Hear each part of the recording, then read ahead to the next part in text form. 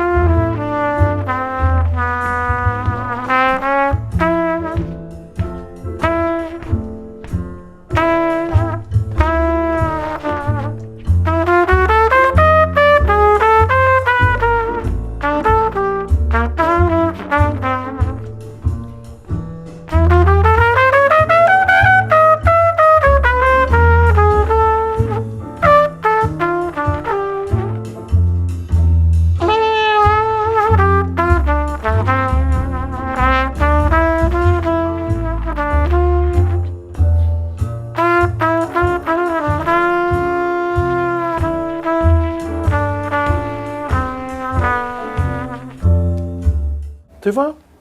Jouer avec le silence aussi. C'est quoi? En fait, c'est du vocabulaire supplémentaire. Maintenant, après, tu te poses la question, enfin, c'est pas se poser la question, c'est faire en sorte que ça respire, que ce soit une prolongation de tes idées aussi. Parce qu'on se sent toujours obligé de jouer, et on joue, et on joue, et on joue, on joue. Non! Par moments, c'est très important de reprendre une respiration.